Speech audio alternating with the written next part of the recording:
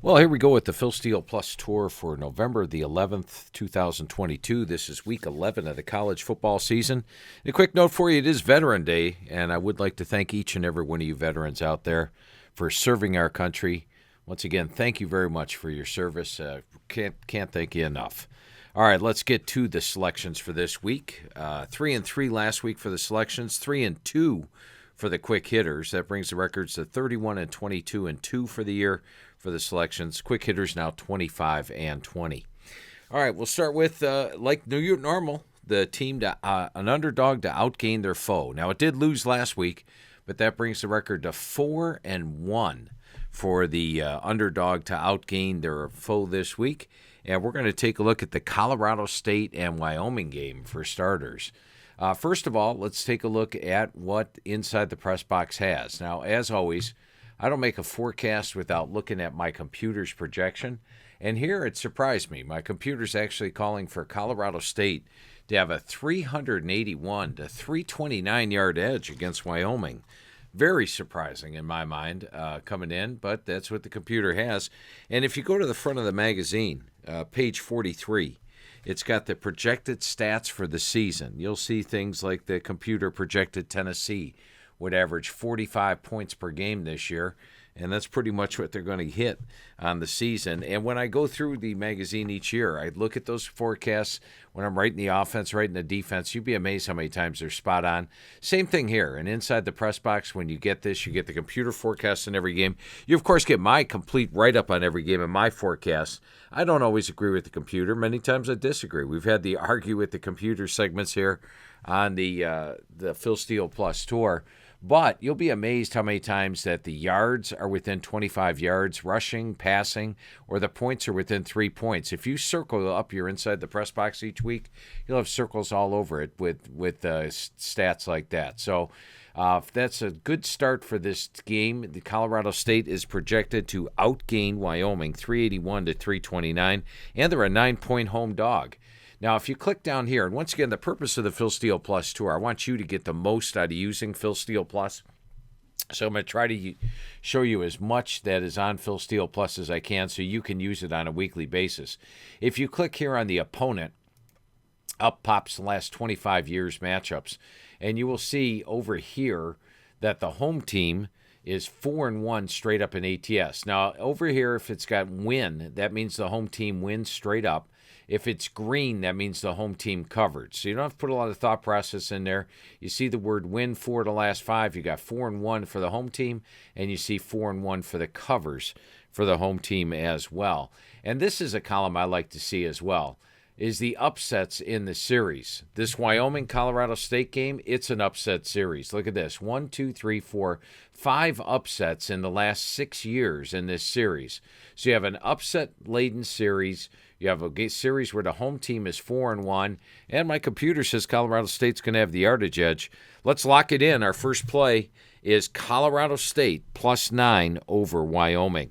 Well, the history play's been doing pretty good, huh, guys? We used Notre Dame over Syracuse. We used Notre Dame over Clemson the last 2 weeks. Let's come up with another good history play this week, and it's one that, Notre Dame's got what now, 26, 27 straight wins over the ACC. This one's got a good record as well. It's Oregon against Washington. And first of all, you've got a team here in Oregon that's just absolutely been dominating teams at home. They beat BYU, Stanford, UCLA, all at home. So they're 3-0 straight up and ATS at home. And once again, if you click here, this part of the Inside the Press Box, and this is the page you should bookmark, but it's also right here now. Todd put it right here. It says Phil Steele Plus menu. That'll take you right here. You can get to the logs, which are amazing. You go college logs, and we're going to click on them right there. And that's every single spread this year with the totals. So you don't even, I know a lot of you guys fill your books in at home. You don't have to. You could just come here and get the logs. But, of course, it's a lot of fun to fill your magazine in as well. But as you see here, Oregon covered against Washington, Eastern Washington. They covered against BYU, and they covered against UCLA. So you're 3-0 straight up in ATS at home. Meanwhile, let's take a look at Washington on the road. Washington went at UCLA. They were -3, and they lost outright. More on that in a minute. They went at Arizona State. They were -13.5, and they lost outright. They were at Cal -7.5, and they won by 7, and they scored a late touchdown to get that. So add it all up, they're 0-3 straight up, and ATS on the road 1-2 straight up. Now let's take a look at that Washington-UCLA game. And I'd like to thank Ted over at collegepressbox.com for allowing us to put his box scores up here each week. I go through the play-by-play of every single game every week, and it's amazing what you find sometimes. You look at a final score here, 40-32, pretty close game for UCLA and Washington, right? Washington only lost by 8 on the road to UCLA, so of course they're going to give a good game to Oregon. If that's in your thought process, let me show you a little something down here, and that's how the game was played. Actually, we don't even have to go through the entire play-by-play. We'll just go up here at the top, the scoring summary. You can see that this game was 40-16 after 3 quarters. So in the fourth quarter, Washington got a touchdown. Washington got another garbage touchdown with 3:59 left to pull within 8. But at one point, 40-16, as you see by Oregon at home, they don't allow opponents off the ropes like that. They go ahead and step on their throats and put the hammer down. But the reason this play, we've already established now. Oh, and when you look at Washington, one more thing I want to put with these logs. One thing I want to point out, if you look at Washington, you know I like to play streaks. You know that. Here, Washington started out the season with 4 straight wins. They've got 5 straight ATS losses. And Oregon, since that loss to Georgia, gave them all kinds of advantage. The only game they have not covered, they are 7-1 against the spread. The only game they didn't cover was Washington State. And I could go and show you in the box score, but I'll just tell you, it'll save us a little time. This yardage was 624 to 348. So basically 2-1 yardage edge in this game. And then Washington State got an 80-yard drive for a touchdown on the final play of the game, which made it a 44-41 final. So you've got an Oregon team that's very impressive on a red-hot streak, great at home, versus a Washington team that's poor on the road. But your clincher, and the reason we're using them here, is the history. Let's go take a look at the history on this thing. As you can see here, Oregon has gone 14 or 15, what is that? 1, 2, 3, 4, 5, 6, 7, 8, 9, 10, 11, 12, 15-2 straight up, 15-2 ATS. But even better, let's take a look when Oregon is favored in this series. Now, let me tell you a little thing here. If this color is green, that means that team won outright. Let me show you on Washington how this works. Click on here, Washington. You can see it's all red. Washington lost the game. Oregon won the game. You don't have to look at the scores. All you have to do is look at the color. Same thing with the spread. You don't have to try to figure out, okay, add 17 to the 3. That takes time. This tells you who covered the game. So Oregon has covered 15-2. Washington is 2-15. But let's look as a favorite. 1-0, 2-0, 3-0, 4-0, 5-0, 6-0, 7, 8, 9, 10, 11. They were a dog. They were a dog. They were a dog. They were a dog. 12, 13. 13-0 straight up as a favorite against Washington. Against the spread. So you got to love that. It's a great history play. Plus you have the home away advantage going for you. Plus you have the red hot streaks going for you. So you got a lot going on this one. We're going to take, and plus you have the misleading finals, the Washington misleading final against UCLA and the Oregon misleading final against Washington State. Add it all up, lock it in as your second play. We're taking Oregon minus 13 over Washington. All right, let's pick another game here. And game number 3, we're going to go to Big Ten country.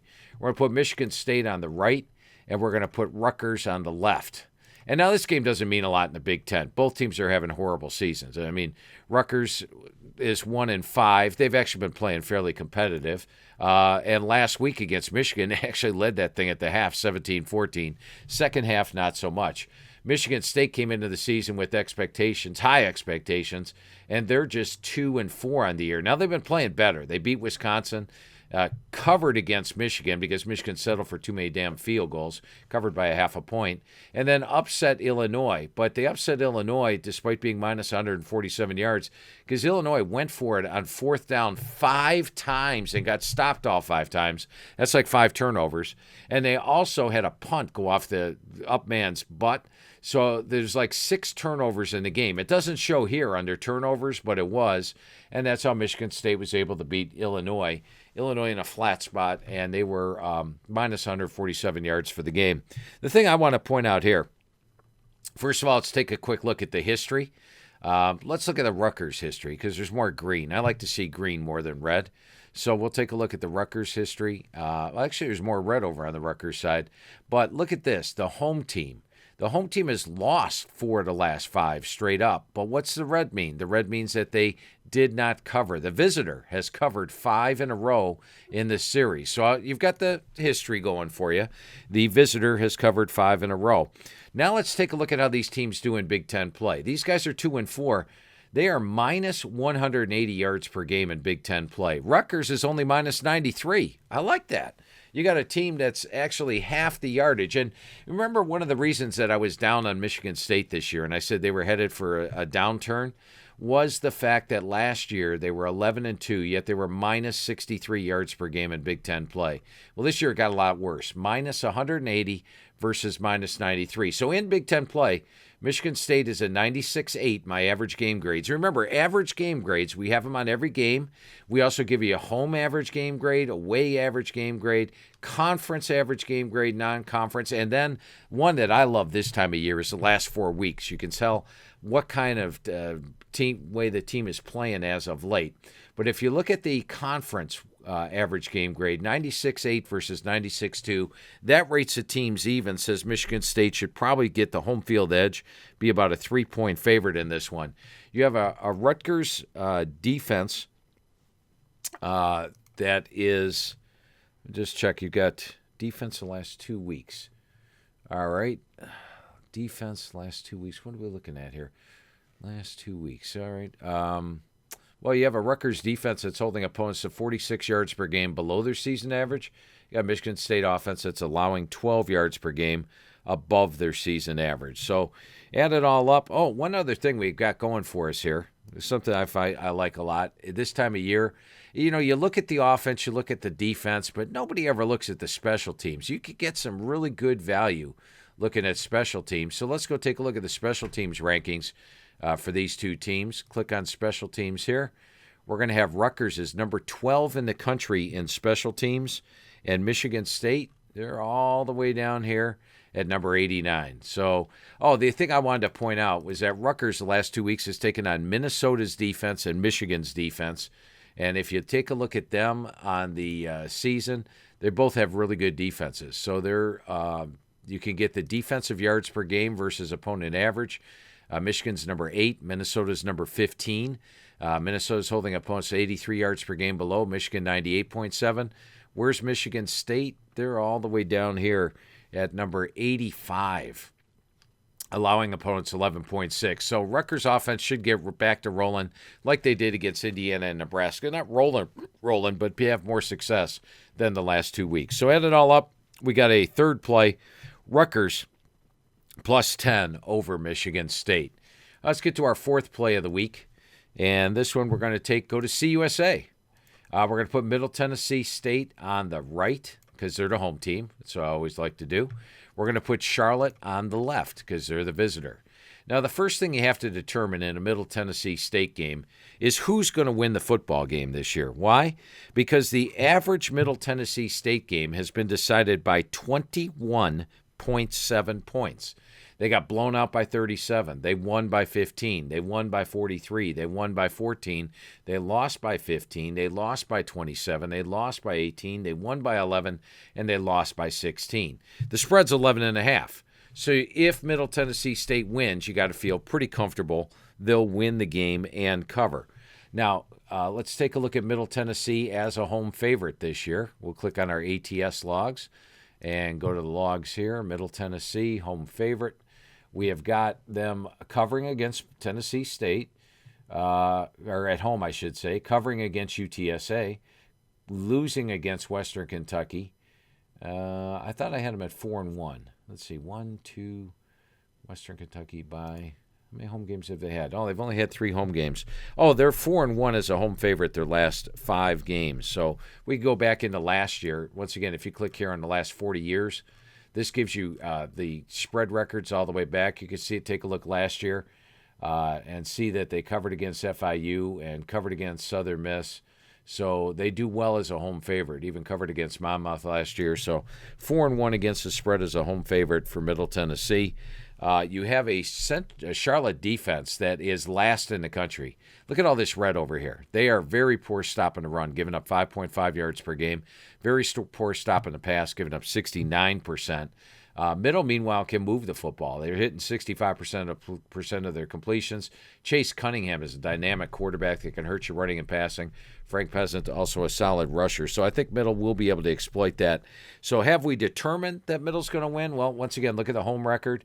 They did lose to Western, but Middle Tennessee is 36-16 straight up at home the last 10 years. Charlotte's 11-34 straight up on the road. So you have very poor defense against Cunningham.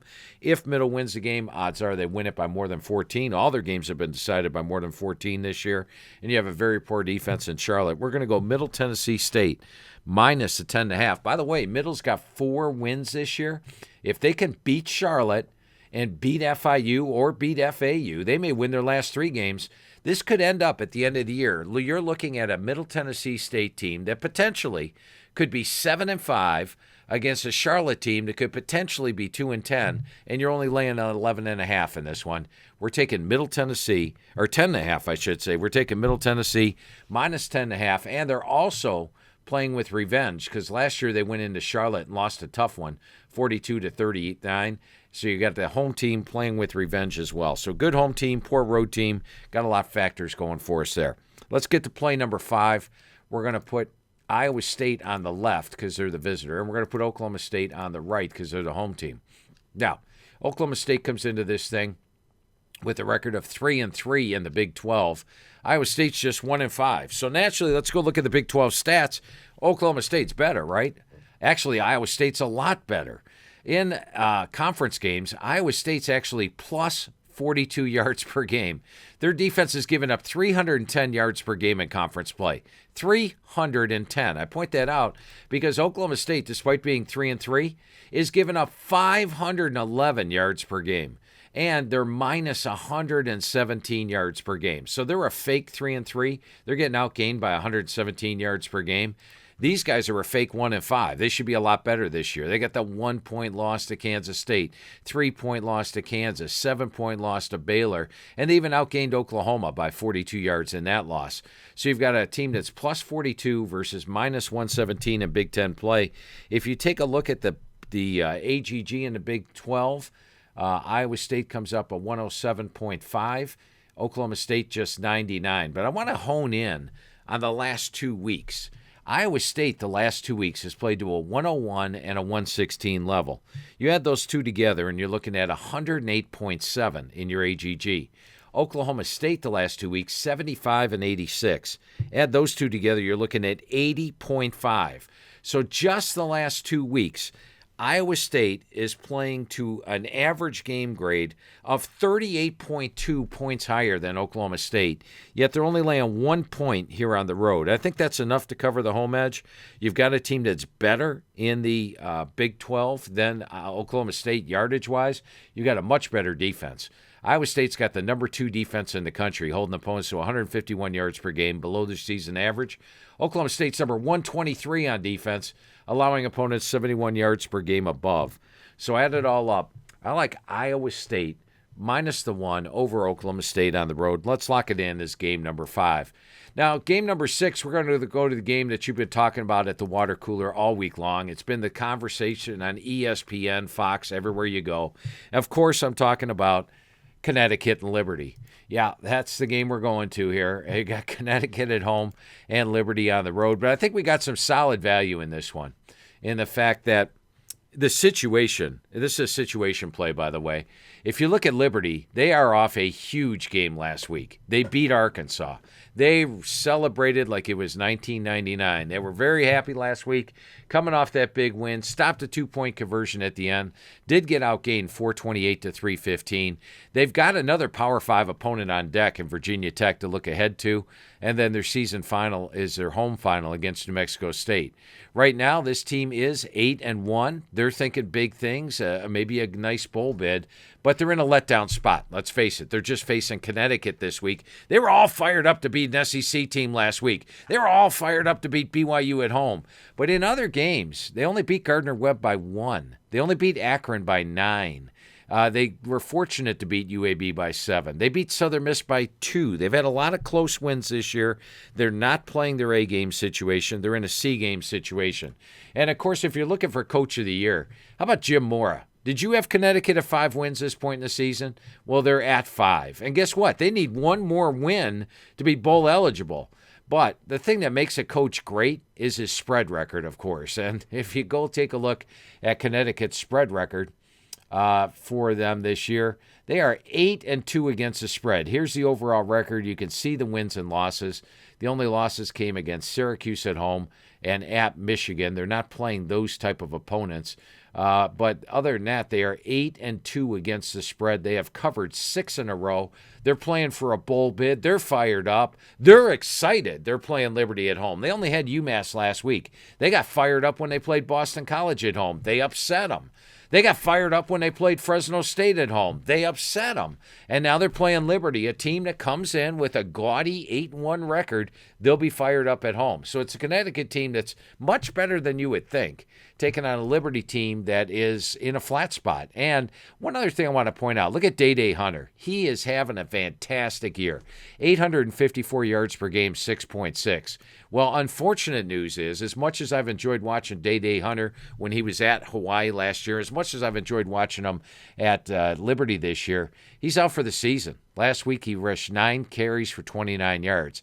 His backup, Shadero Lewis, came in 15 carries, 57 yards, whereas Day is 6.6 yards per carry and a dangerous receiver as well. He's got 8.6 yards through the air. Lewis comes in averaging just 4.1 yards per carry. Caden Salter, their number 3 rusher, he's a quarterback that's also out. So Jonathan Bennett, he's a quarterback. The run game basically is now Shadero Lewis. And Lewis, like I said, 390 yards. His biggest game did come against Old Dominion. He rushed for 109 in a game where Hunter had 121. So you've got Liberty without its best offensive player in Day Hunter. You've got Connecticut fired up. It's a situational play. We're going with Connecticut plus the 14.5 at home. All right, let's get to your quick hitters. I do want to point out a couple other things here, though. Like I said, when you go to this menu, and once again, the purpose of this is to show you how to use the Phil Steele Plus tour. Just click on this, the Phil Steele Plus menu. That'll take you there. We do have NFL information up here. For example, the hometown Browns this week are taking on Miami. That's logs. You can get the NFL logs. Look at that. They're all right there. Wow, Atlanta was on quite a roll until they lost to Cincinnati. I guess they lost to Carolina last night as well. You could see that Cincinnati opened up the season 0-2, and now they've covered it every game until they played Cleveland here. For some reason, the NFL logs aren't updated for last week, but Todd will get them up there for you. They might be updated. Sometimes they hit refresh and just see if that pops up. Nope, still didn't pop up. The Cleveland-Cincinnati game, not up there, but we'll worry about that at a different time. But if you go to the NFL team pages, you could just click on the Browns right here, for example, playing Miami this week. There it is, up to date. You can see they beat Cincinnati 32-13. Now they're playing Miami on the road. If you want to find out how the Browns have done against Miami, you just click on it right here. You can see that the Browns are 5-2 straight up against Miami. And what have they done spread-wise? How about 6-1-1 against the spread against the Dolphins? Haven't played them since 19, but all that's at your fingertips. Average game grade for the NFL is there. And then if you're a fantasy football player, how about the individual player stats? They're there. You can see who's doing what each week. You want to see how a team did against a player, or a player did against a team last year? There's your 2021 individual player stats. They're all there. If you want to see how a team did against an opponent back in 2020, just click there. There's your individual player stats for 2020. I could go all the way back. You've got all this red-green updated, all the AGGs, all the individual player stats for the NFL dated all the way back to 2009. So all that information at your fingertips. We'll get to the FCS in a minute. But the other things that to point out on these pages, let me just find it up here. Click here. Some of the other things you might want to check out is the strength of schedule. There you go. Michigan State's played the toughest schedule. Texas, number 2. How about the TCU team they're playing this week?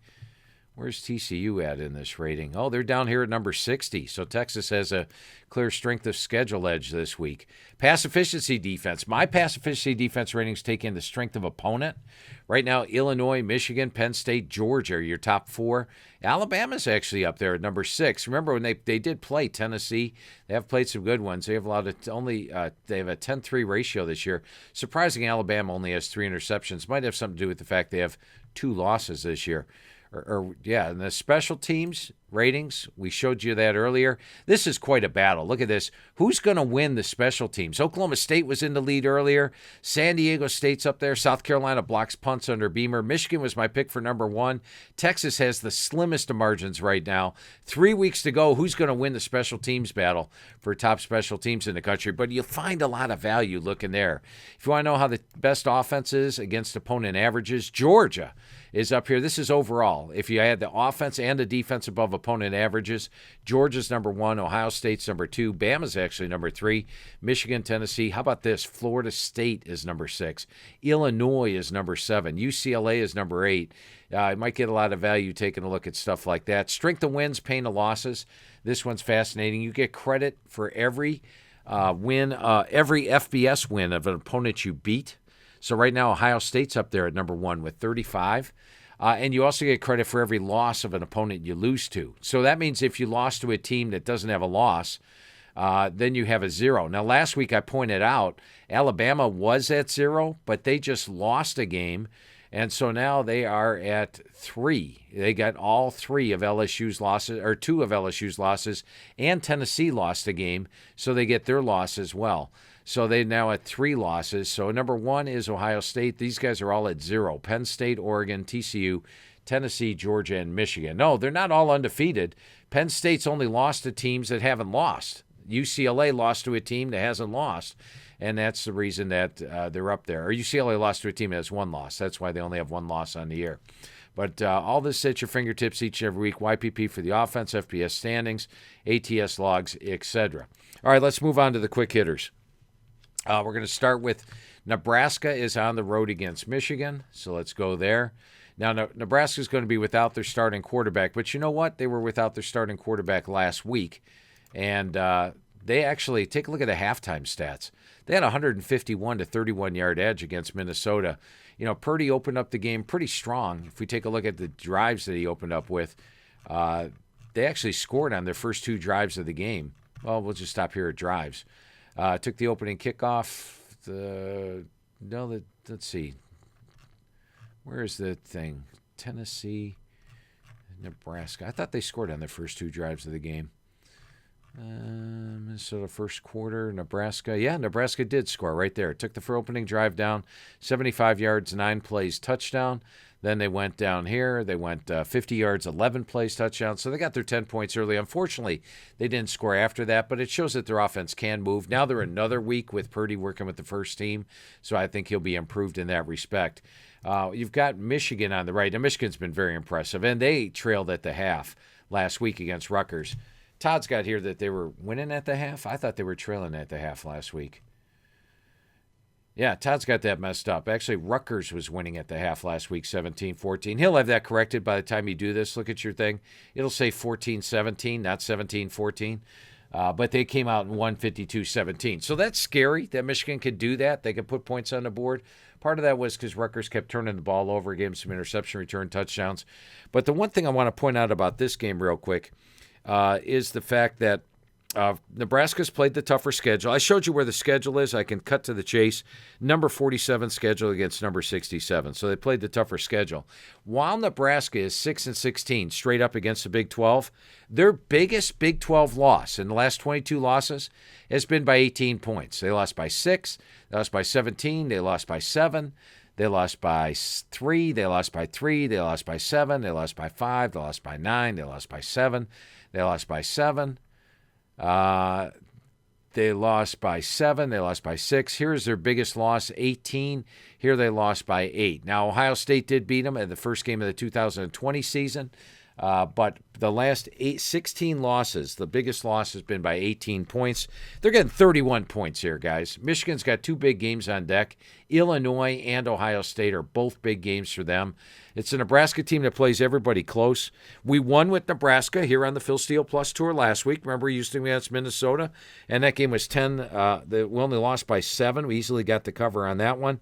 And so add it all up, the average loss in Big Ten play, the last 16 losses, by 7.6 points per game. We're going to take Nebraska plus 31 against Michigan. Just got to look up the line on the Alabama game real quick. I didn't write it down on my sheet. I'll have that for you in a second. What is the current? I want to make sure I get the current line here on the Bama game. Bama is minus 11.5. All right, so you got Alabama minus 11.5. This one won't take me too much to point out. We're going to put Alabama on the left. We're going to put Ole Miss on the right. And I'm going to use this every time it pops up, guys. Every time. I think we used it the last time it popped up. I believe here on the tour, we used them against Mississippi State. Remember that? After a loss to Tennessee, they beat Mississippi State 30-6. After a loss to Texas A&M, they beat Mississippi State 49-9. And they didn't lose any games that year. After a loss, they beat Mississippi State 38-7. After a loss to Auburn, they beat Michigan 35-16. Nick Saban off a loss, 5-0 straight up, 5-0 ATS. I like that. Saban off a loss. Spread's manageable. And while Ole Miss has this great record, let's go. I think spread-wise, they're not doing so hot this year. I'm going to just take a quick look at that. Take a look at the conference logs. College ATS logs. Let's see what Ole Miss is doing this year spread-wise. They've taken on a softer schedule. Ole Miss, let's take a look. 1, 2, 3, 4, 5. 5 losses. Didn't cover against Troy. Didn't cover against Tulsa. Didn't cover against Kentucky. Didn't cover against Auburn. Didn't cover against LSU, and then got a close cover last week against A&M by a point. So they've been hardly dominating. Their defense is allowing opponents 23 yards per game above their season average, and now they're taking on an Alabama offense that struggled last week. They only had 31 points. They only had 465 yards. I think that Alabama's offense lights it up this week against an Ole Miss. Look at the red here on Mississippi's defense. Over the last 4 weeks, they're giving up 204 yards per game on the ground, 4.9 yards per carry, and they're giving up 66% completions. I'm going to take the Tide off a loss. Alabama. Also, Alabama's played the tougher schedule, 15 against 165. That one I'll go ahead and show you real quick. Schedule strength, let's get there.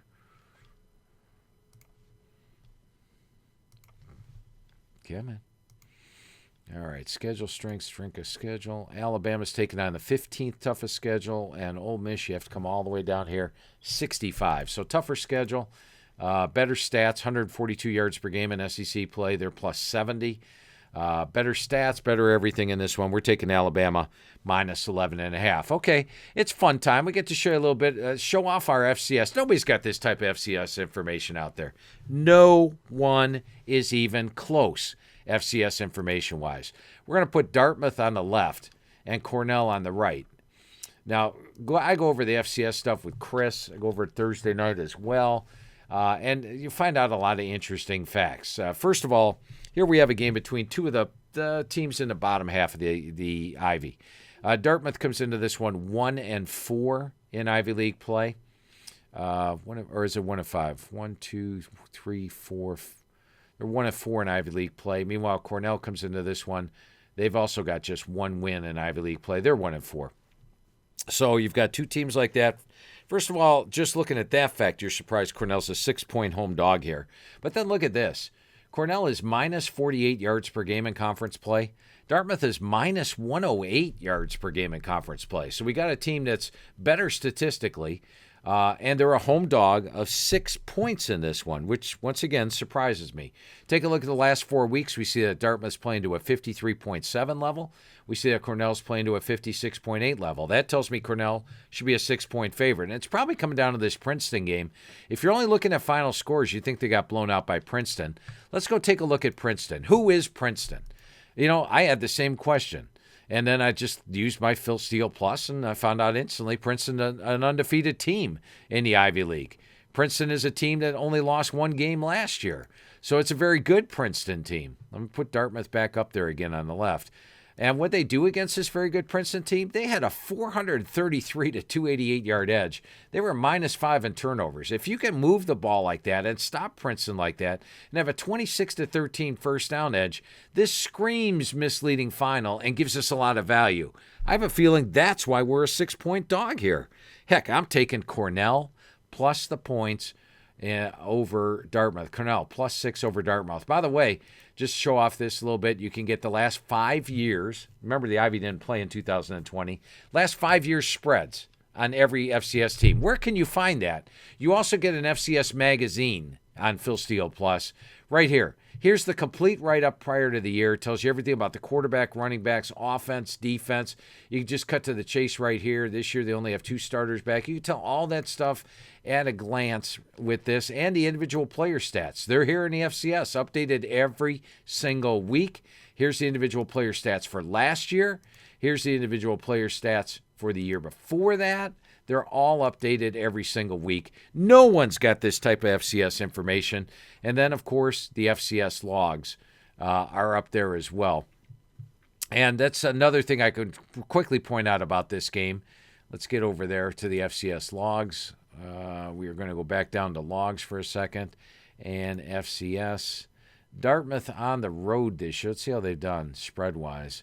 Dartmouth at Sacred Heart, they lost. At Yale, they did cover, but they were a dog. At Columbia, the game was picked. They won by 3. And at Princeton, they were plus 60.5, and they covered. So they've been okay spread-wise, but they had the only time they were an away favorite this year, they did not cover. In fact, they lost the game outright. So that's something interesting to look at there.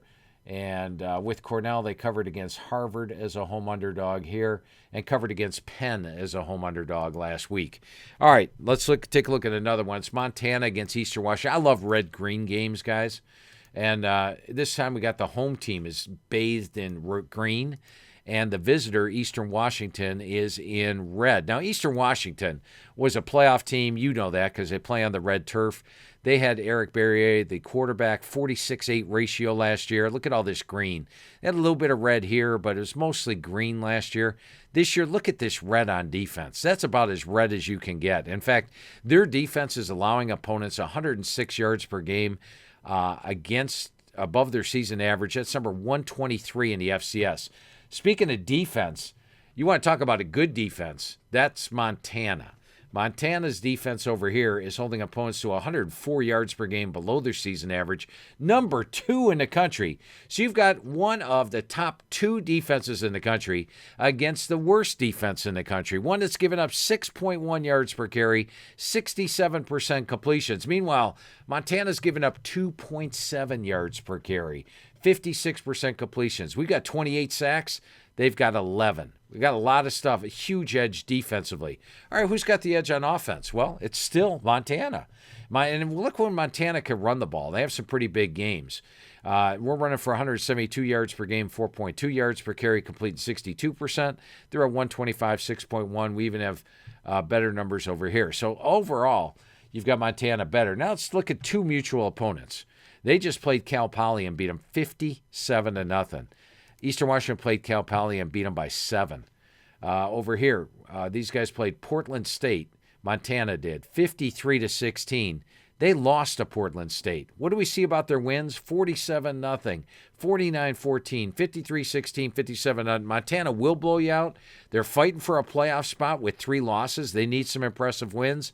This is a team that I believe is moving to the FBS next year. So they're in a transition year. They're in it's all different for Eastern Washington. It's basically a transition year. They're thinking of next year completely.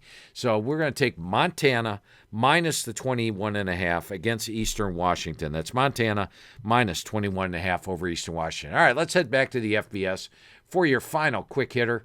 And we're going to take a look at Louisville battling Clemson. And a couple of things are really interesting for me. Now, you know, reading the magazine, I felt in the magazine that Clemson had the best defensive front in the country. And I think when it all boils down, let's say 4 years from now, and you look at the amount of draft picks Clemson has on that defensive line, it'll turn out they had the most draft picks of any team in the country on the defensive line. Okay, enough said there. What has surprised me is the way they're playing. Look at the rush defense. They got 206 yards per game on the ground to Florida State, 263 to Notre Dame. Look at how Louisville's defense has been playing the last 4 weeks. They're giving up 102 yards per game, 2.7 yards per carry. These guys are giving up 4.3 yards per carry. Now, Clemson's got the better sack team, right, with that kind of defensive line? Oh, not so fast. Clemson's only got 23 sacks this year, 7.1%. If it's a black number, that means it's an average number. If it's a green number, that's a really good number. Look at this. Louisville is sacking the quarterback 12.4% of the time they drop back. 32 sacks on the year. So we get more sacks, allow less sacks, run the football better, 202 yards per game on the ground, 5 yards per carry. Clemson's 175, 4.5. And you got Malik Cunningham against DJ Uiagalelei. Now, DJ's having a better year, but go back to last year for a minute. Malik had a 19-6 ratio, hitting 62%. Here's a 55% ratio, 9-10.